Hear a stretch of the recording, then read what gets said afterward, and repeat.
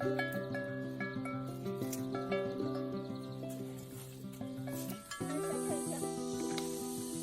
塞，大自然的杰作，大自然的艺术品，看一下。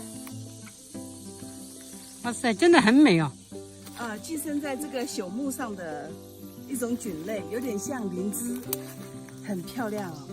这个估计放干了以后，放在家里面摆也很漂亮，是不是？可以的，放干还是这个样子，还是这个样子。我每年都能也搞到，不会变，不变不变。啊！你要洗干净那个木头，放在茶桌前面，或者插在花盆上面，都很美。哇，好漂亮哦！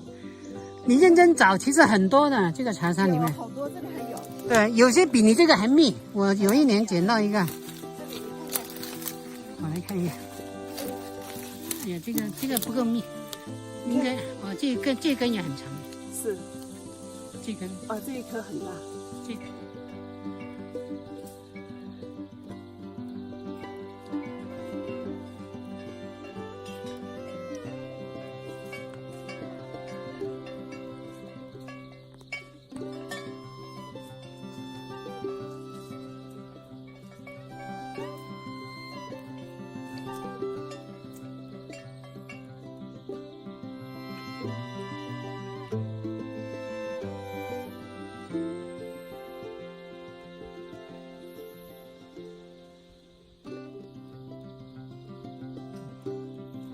现在对这种东西已经视而不见了，没那么害怕了，也不能说视而不见。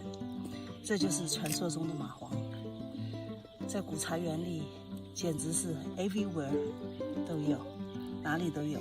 我们的鞋上已经涂了那种进原始森林的必备武器，但还是他们还是敢爬上来，爬到一半它下去了，是吧？对。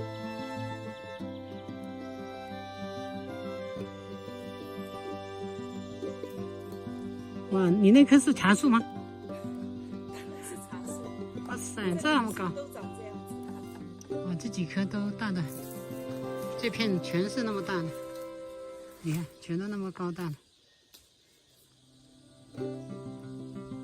都在原始森林里面。这棵也非常大，看一下，这棵还长在树干上面。